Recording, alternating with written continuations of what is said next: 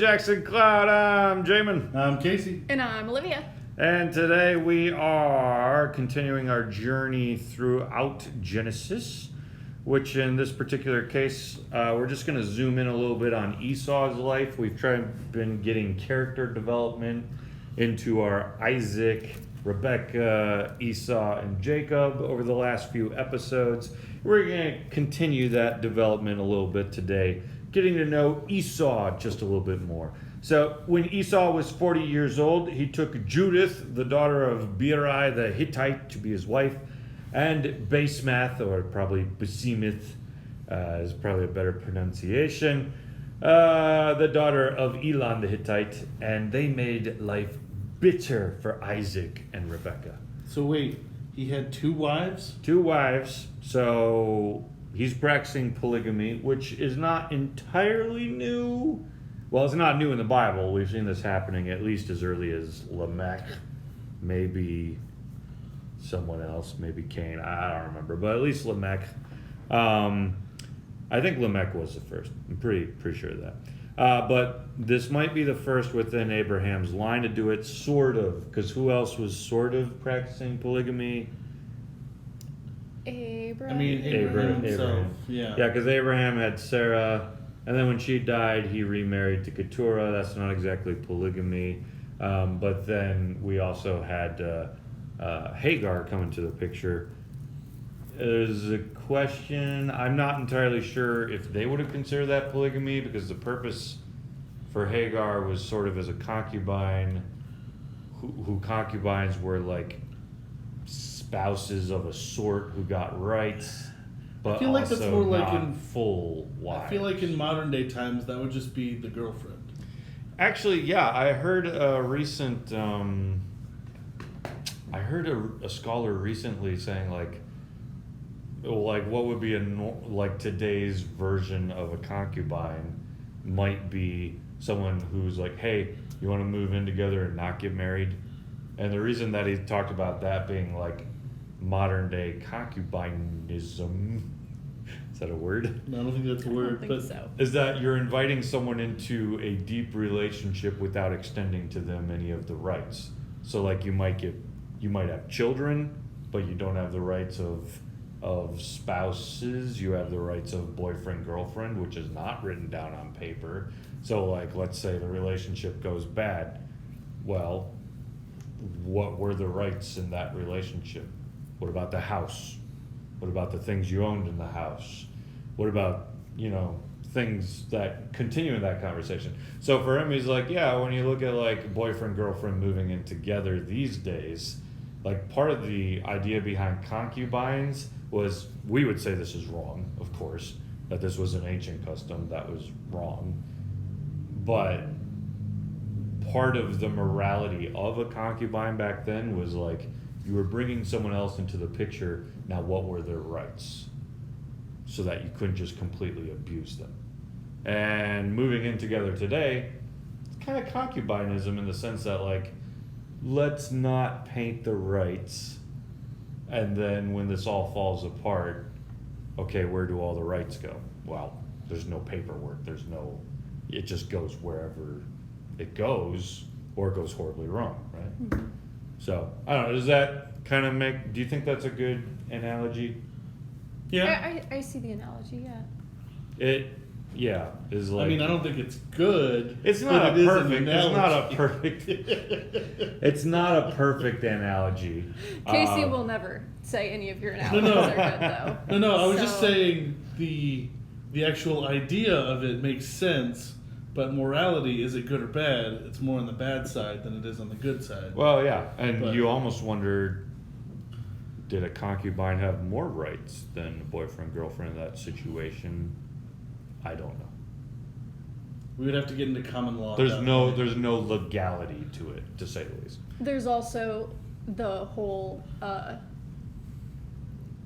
concubines often didn't have a say in the Yes. matter. So there's whereas that as well. in today, they have a say. Yeah. So And we don't have concubines today, so again, it's a rough analogy of like, we're just trying to say, in ancient relational customs, what would concubine be most like today? it might be boyfriend-girlfriend moving in together with no rights or lesser rights than a marital relationship. Anyways, that's off target from where I was headed. Painting a picture of Esau. Back to polygamy. Painting a picture of Esau. He is practicing polygamy. It doesn't seem like he necessarily has a wife, 2 wives for the sake of one having a child when the other one couldn't.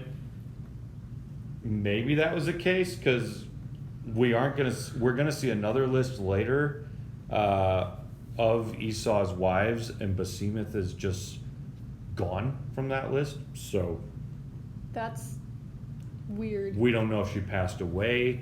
We don't know if they just like changed her name, because sometimes characters in the Bible have more than one name.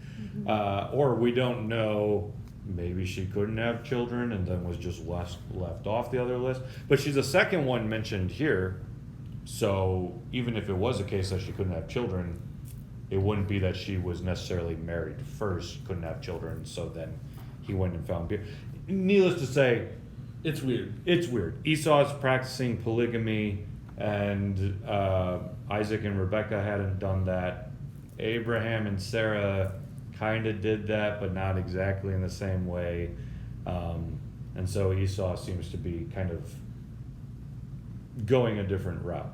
Also, we made this whole big stink in an episode of how Abraham's dying wish was that his servant would go find his son Isaac a mate from where? Back home. From the family, right? Back then, you tried to keep it In the family. in the Distant family. family. Yeah, in this Please. case, a cousin. It wasn't that distant, but it wasn't stepsister. Might be like a second or third I cousin. think it was first or second. Well, Abraham and Sarah were stepbrother, stepsister, so sure, at least we got a little further out by looking for a cousin. But Esau there, he didn't do that. He didn't look within the family like Isaac had, which maybe we're Esau struggling is actually here. a step forward then. Esau's, I mean, well, polygamy step back, reaching outside of the family step forward. We're talking about today's morals though, right? We're talking about today's moral. Yeah. Within his own moral world, he was breaking like Tradition. Yeah. Not only has he seemed to just go find his own wives, so there hasn't been like this arranged marriage, which was commonplace back then, but he also hasn't looked within the family, which is what his parents would have had him do. Instead, he's gone to people outside of his own family, his own culture, his own background, his own gods. Well, his own god with whatever their gods are. So he's just bringing in a whole bunch of different. Obviously, we talked about this before. Intermarriage within Christianity is not a problem because we're all following the one God, Yahweh, and His Son Jesus. So intermarriage, cultural intermarriage, as long as we're following Jesus, is okay. What Paul's concern in the New Testament was marrying outside of Christianity.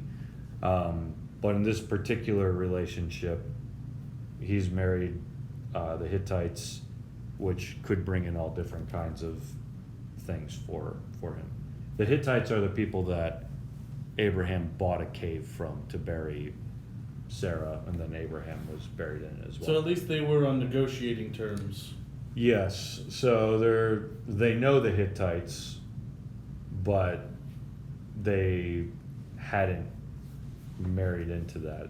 So here, I'll quote from Sarna and the JPS commentary. At the same time, the passage reinforced, this passage that we read, the idea of Esau's unworthiness to be Isaac's heir, for he commits a threefold offense. 1, breaking with social convention by contracting the marriage himself rather than leaving the initiative to his parents.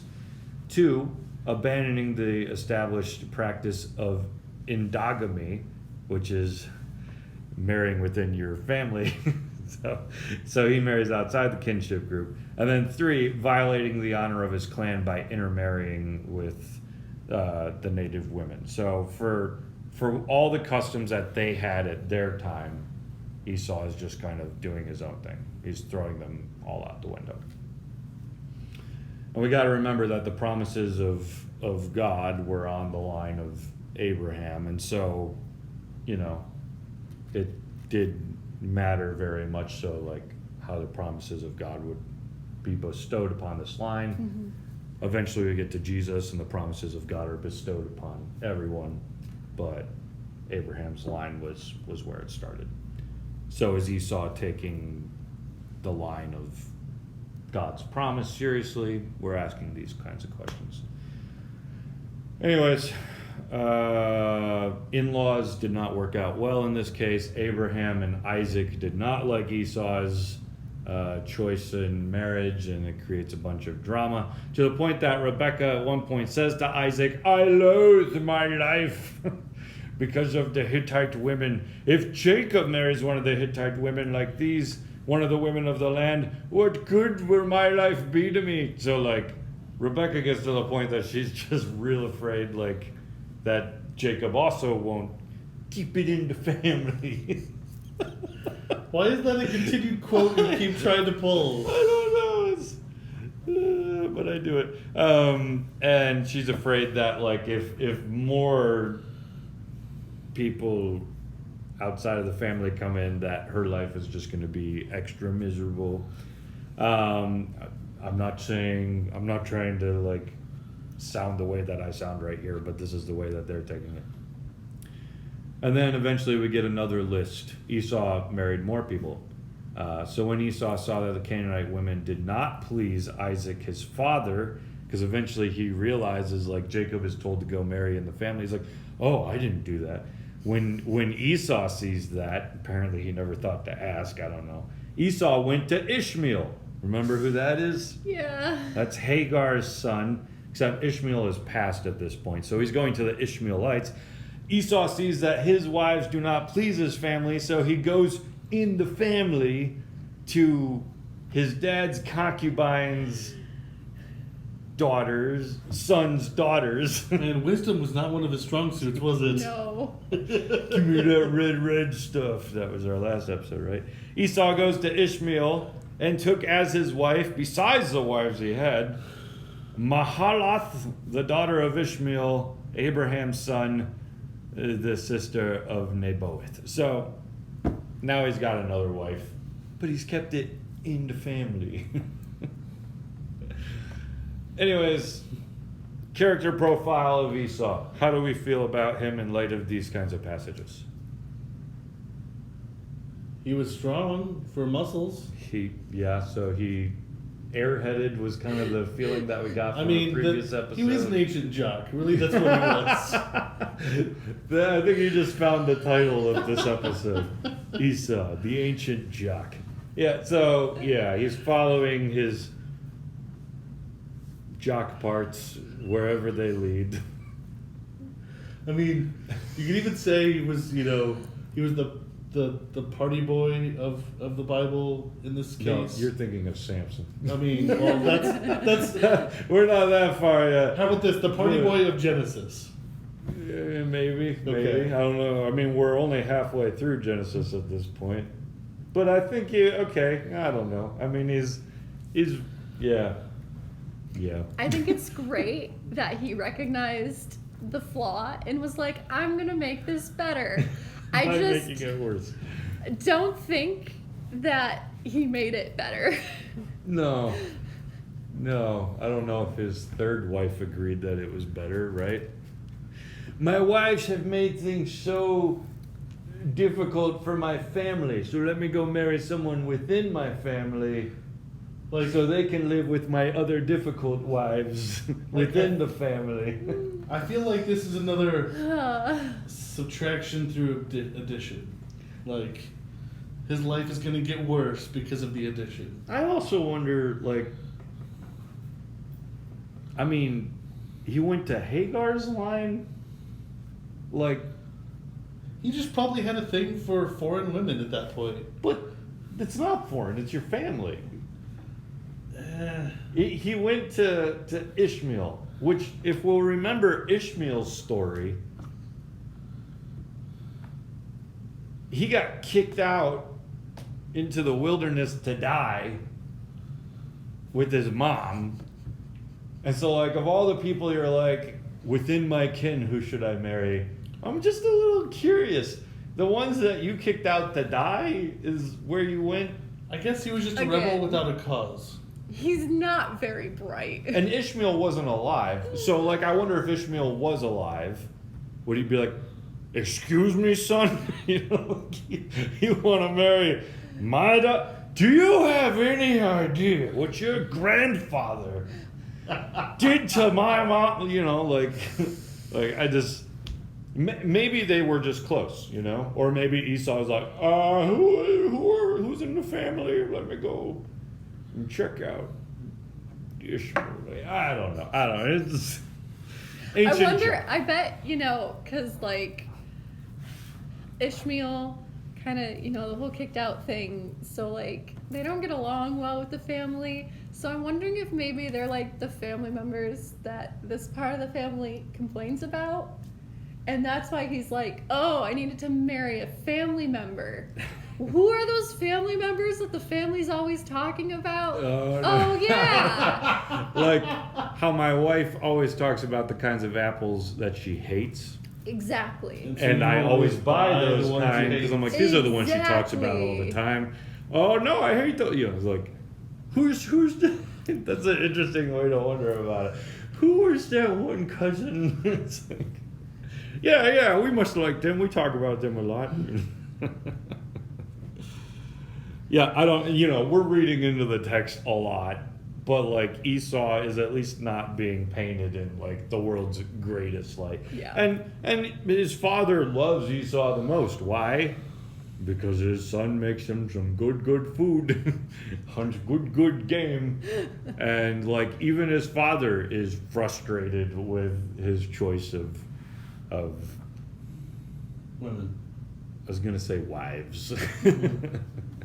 Women, wives, yeah. Whatever the case may be, you know, it's easy to read a lot of this story, and for us we would have a lot of themes of, we would see racism and polygamy and weird relationships and incest and all that. These are not exactly the kinds of issues that they're thinking of when they're going through this. And I've tried to paint it in the light in the ways in which they're processing their own story. But Esau is, sure, the ancient Jock, I think, is what we'll go with here. Named an episode. You named an episode. Any other feelings on the ancient Jock before we look more into his downfall in the next episode? I don't think so. Olivia's done talking about ancient Jocks. Okay, well, in that case, catch us next time. Be sure to like, comment, subscribe down below. And there's a link where you can join us in the Discord if you'd like to talk about this some more. We'll see you there.